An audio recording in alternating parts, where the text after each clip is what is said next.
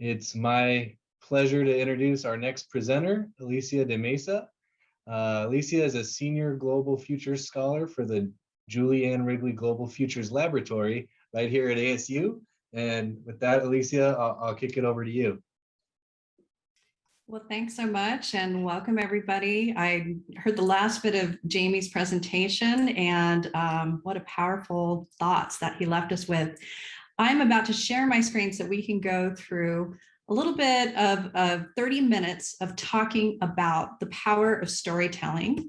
And if you'll bear with me one moment.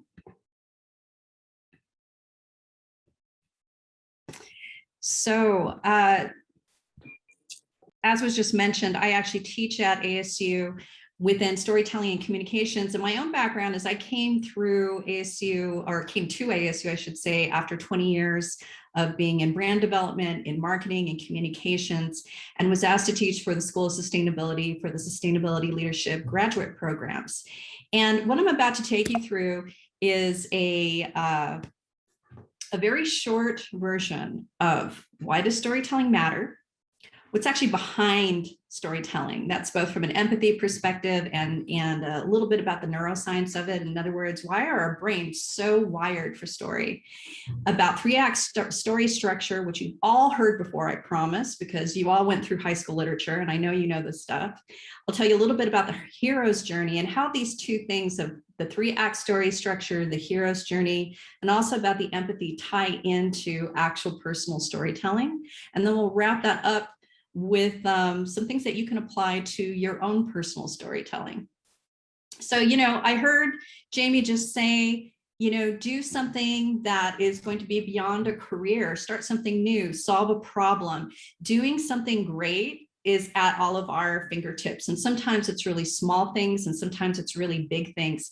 But the thing about doing something great when it comes to stories is that my opinion is that every single moment, every single thing that you touch, whether it's qualitative, quantitative, data, statistics, financial, everyday mundane things are stories. They are story opportunities. And so the first thing we want to do is kind of wrap our brains around the fact that there are so many stories that we can be telling. And the question is, how are we telling those stories? So, a long time ago, I was, I think, 14 years old. I thought I was going to be a journalist in life. Honestly, that was the profession I thought I was going to be in. And I remember at the time of being 14 and being taught the 101 of journalism, it was, if you're going to tell a story, you've got to answer 5 basic things: who, what, when, where, why.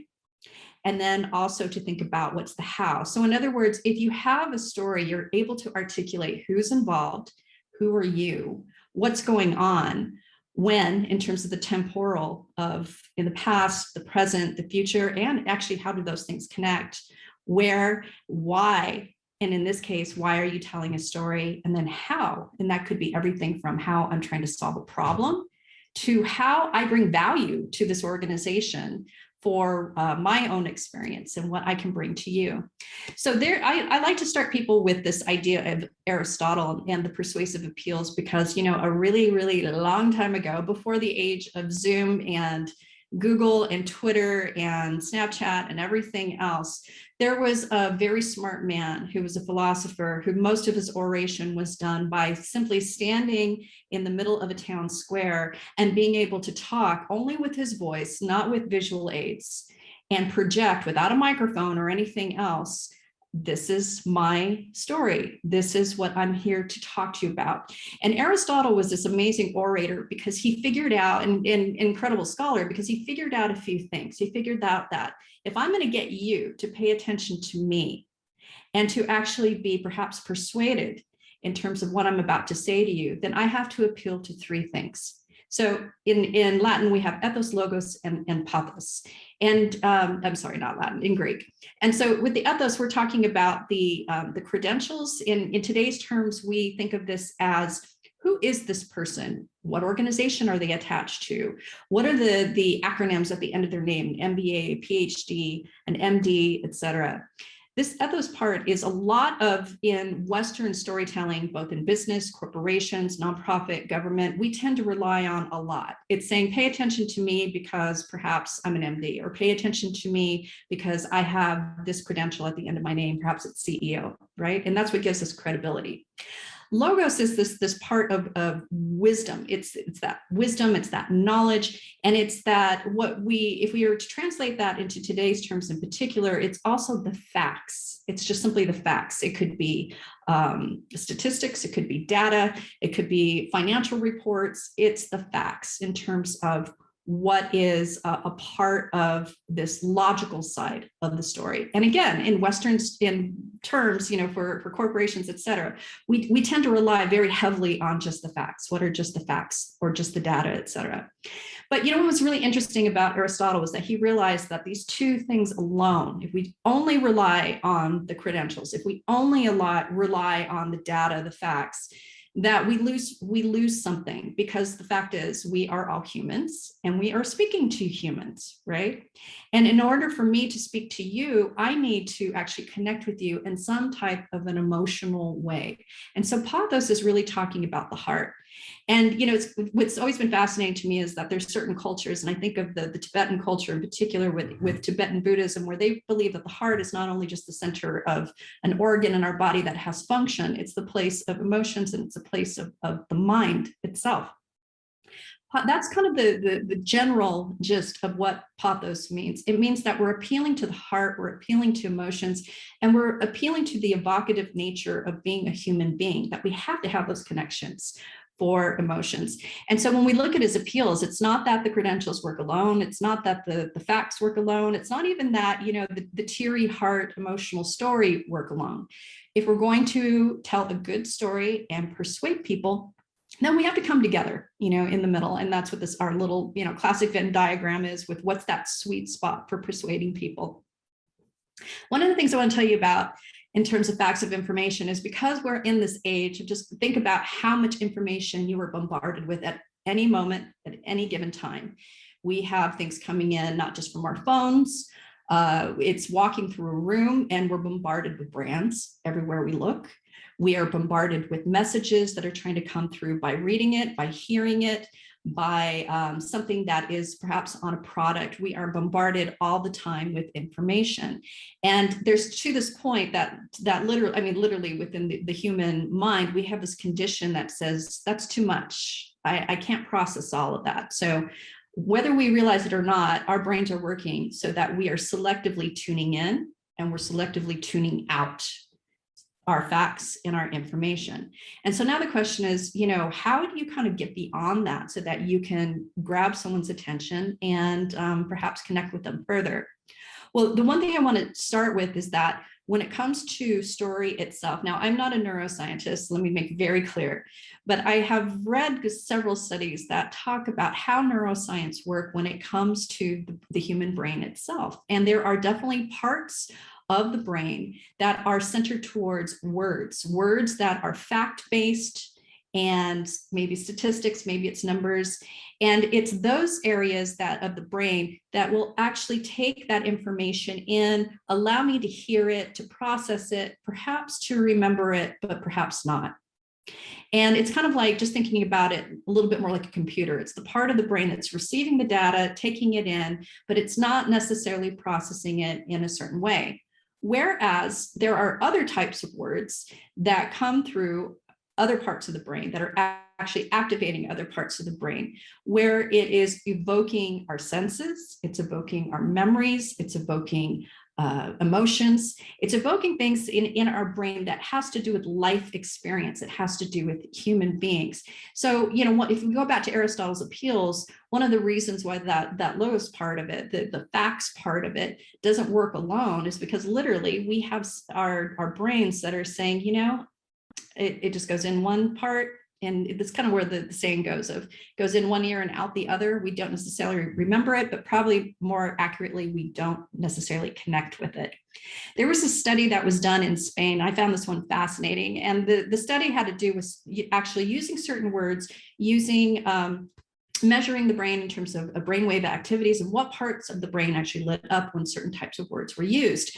And so to the point that certain types of words evoke these senses, just to give you a brief example, and these were actually used within the study themselves, there are words like lavender, cinnamon, soap. So when you hear these words and you think about them, it's like, do you remember what lavender smells like? Cinnamon tastes like? Soap perhaps smells like or feels like?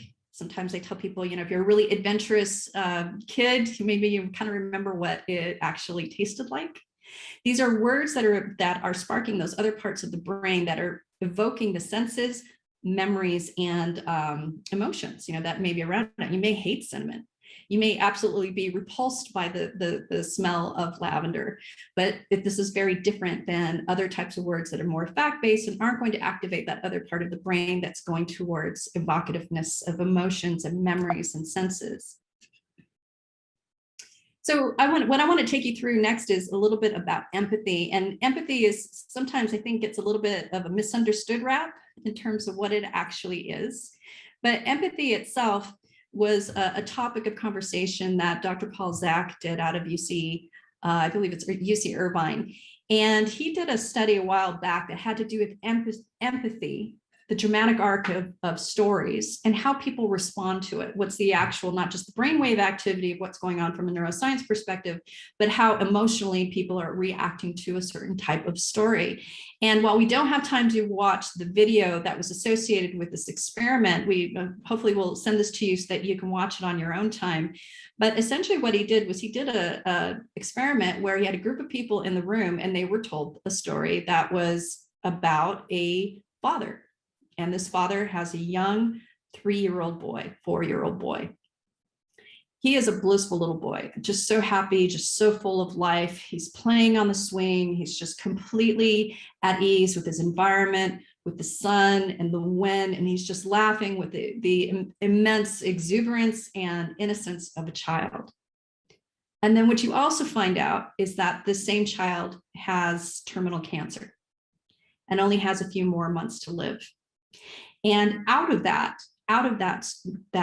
emotions, there's these emotions that are going back and forth with the father of just wanting to embrace every last bit of this innocence with his son and wrestling with the fact that he has this terminal disease. And you think, my gosh, I think most people who would hear a story like that would react with some type of empathy, or what we would conceive as empathy of. That is, I can relate to that. That is something that perhaps I know someone who went through that. I hope you yourselves have not gone through that, but that's certainly a possibility as well. There's a connection that is made between hearing that story and the person on the other end who's receiving it from an audience perspective. And so now that I've just told you that story, I want you to think about, is this story true? Is it fiction or is it nonfiction? So some of the things that came out of this particular study for the research results was that not only did engaging stories like this, it had a narrative, it had a framework, and because it kind of pulls us into a very dramatic situation, what happens, what they were seeing neurochemically was that oxytocin was actually being released within the brain. And because of that release, it contributes to our experience of empathy and trust with the actual storyteller.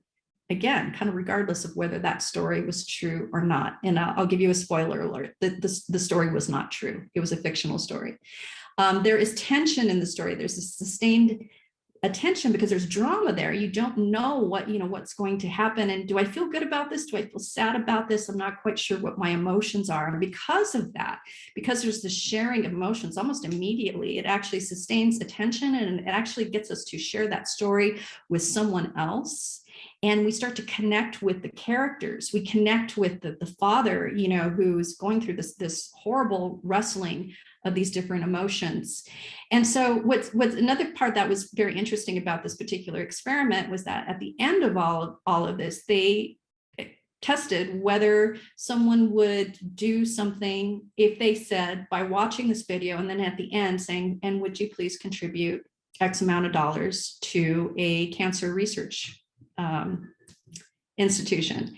And so they found out that yes, people were actually more likely to donate based off of the story and then based off of a call to action at the end. So what I want you to take away from both Aristotle and that the experiments that Dr. Paul Zak did is that good stories generally have texture, they have emotion, they have drama, and specifically they have a structure. And that structure is something that you've seen before. You know, all of you have been in high school English, right? And you have gone through the whole notion of the exposition, the rising action, the climax of a story, the falling action, and the denouement, which is just the French word for saying, and then something resolves, right? This is what we call classic dramatic arc structure. What's, sorry about that, my windows are going crazy. Okay, so for the dramatic arc, another way to rephrase this is that you have Act 1, Act 2, Act 3. I'm sure you've all heard of 3-act story structures. And Act 1 is just simply, let's call it a play or let's call it a story. And you have something that happens. You have a setup of the who, what, where, when, why. And as things evolve into the Act 2, there's the how of how things are happening and evolving. But generally in that Act 2, you're building up to something that is a conflict. It is a problem, an issue, a challenge. Right. And so that conflict will rise up to that climax. And then that Act 3 will be some type of there will be a resolution or some sort of a falling away, that falling action of something that resolves itself. Now, you might say this is only applicable to fictional stories. But in fact, when you look at this 3-act story structure, it is applicable to everything, including nonfiction stories, even as simple as something that you're maybe even doing in an interview to talk about who you are and where you come from and what your personal experience is. So the one thing to take away from this is that drama, that key word that's within the dramatic arc there, is the essence of who we are as human beings. Isn't that interesting? Like, we have to have that tension. We have to have that, what's going to happen next? Because if you tell a story that doesn't have that problem, that conflict, that drama, and it doesn't matter what story it is. You can think back to even your favorite, The Three Bears, or something that is a childhood favorite, or Romeo and Juliet. What would Romeo and Juliet be without that tension, that drama that's going there? It would just be, you know, boy meets girl and they live happily ever after. And that's not much of a story. So for whatever reasons, our brains are wired A, for story, B, for emotion, C, for structure within that story. And that structure universally comes to 3 acts, Act 1, Act 2, Act 3. So there was a guy, there is a guy, he's very much alive and he's very much involved in different things. I think just released a new book as well. And his name is Randy Olson. He's a science communicator. And he took all of the above and he looked at that story structure. He looked at those 3 acts and said, how else can we say this in a way, kind of a mnemonic device, especially for folks who are more in science, data, technology fields, so that we can start to bring together a story structure that works in these nonfiction realms. And so he has something called the ABT formula, and that is the and. This is Act 1. Something happens. What's the situation? What is that setup? What is the who, what, where, when, why? The but is our Act 2. That's our problem, our challenge, our conflict. And then Act 3, therefore, is maybe you have a solution that you're imagining. And what is that? How do you get towards that? Or maybe you executed on that solution and it was a dramatic bust, right? It did not have the ending that you thought it would. Nevertheless, that's a therefore. Something happened. There was a transformation that happened, even if it's lessons learned in terms of moving on to the next phase or the next idea. The other thing, you know, I want to introduce you to, if you have never heard of Joseph Campbell and the hero's journey, he worked with for years looking at different parables and stories that were very old onto new. And what he discovered was that there was this, he called it a formula, that was how the hero itself journeys through their world and through their stories. And so this is a nice little drawing that brings out what that actual journey is. And the reason why I'm bringing this out on a very quick call here, because this is actually something that I've worked with an entire class on for a semester in terms of the hero's journey and how you apply that to actual storytelling. And when it comes to the hero's journey itself, most people think of when they're telling a story that if I'm the one telling the story, then I'm the hero. But the reality is we're not. There is no singular hero.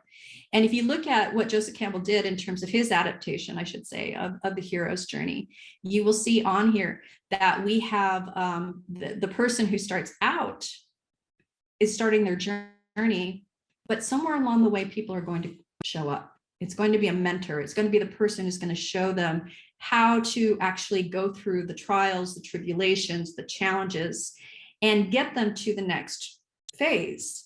There's a death and a rebirth, and finally, I see the light. And then there is this bringing back, kind of going full circle into this is what I've learned, and this is how I pass that on to a particular community or the people around me. And you say, okay, so why is that important in terms of personal storytelling? Because a lot of times when we look at the hero's journey, and I'll do a little PS, the hero's journey has been so widely used, especially in Hollywood, that every movie, pretty much every movie that's Disney, modern Disney, uses this formula for their script writing. George Lucas used this formula to the exact every step of the way to actually write Star Wars. And so if you're familiar with the original Star Wars, I'm talking about from the 70s, that is the one that really articulates this hero's journey to the nth degree. And you say, okay, so what does that have to do with me and professional life and personal storytelling? Because a lot of times we think that the I is all that matters. And some people actually will go to the opposite extreme where it's always we. And then, okay, so what did you do within a particular situation or a particular experience? What value did you bring to that problem, that conflict, that solution imagining, right? And so what I want you to take away is that when you're thinking about the hero's journey itself, and we look at how this actually lays over with the Act 1, the Act 2, and the Act 3, it's not just the I, it's about mentors and being able to articulate what was the role of those mentors, what was the role of the teachers who showed up. I don't mean me as like a professor, I mean like just everyday folks who are teachers. And that teacher could be somebody who is above you in a professional rank, and it's somebody who could be completely in a different rank that may not be considered, the same as yours, or it could be somebody who's outside. Who are the teachers? Who are your allies? And who are the others that come into your story? Because when we're talking about experiences, when we're talking about who we are from what we contribute, bringing in the full cast of characters is what's really important. And it helps us understand what your role is. So I think I went ahead of one. Okay, here we go. So I wanted to bring back in something that's very popular in today's world in terms of interviewing, obviously, and that's the STAR statements. And of course, I think all of you are probably familiar with this. And when you actually lay out those STAR statements, the STAR statements are the ones that when you're in an interview and somebody's saying, and so describe a situation where fill in the blank, whatever that is from the person. This is an opportunity to go back and to look at all the things we just discussed in terms of 3-act structure, in terms of ABT, and in terms of what was your role. Who were the mentors? Not just you and what you did for the task, the action, and what were the results, but who were the other people who were involved? How did you interact with them? Can you describe this vividly, evocatively, so that we see and connect with a scene versus just a bunch of, fact-based words? And so I wanted to bring out like the typical STAR approach is looking at the situation, the task, the action, and the result. And it's very dry. This is what I would consider fact-based questions of what was required of you. What did you actually do? What was the outcome? Now you'll notice 2 of those have you in it, as if I'm just asking you, not about other people. But in my opinion, that's a huge misnomer. So just kind of going through some of the nitty gritties of this, if we look at STAR statement examples, I put out a couple of examples here. A pretty typical question. Describe a situation when you had to deliver excellent customer service following a complaint. So this is a basic generic example, and this is on the left side, a basic generic example of probably what somebody would say. Now, the question is, how do you take something that is expected in an interview setting? How do you pull personal storytelling to it? How do you evoke more of the senses and get more to that impact storytelling versus just spitting out the facts?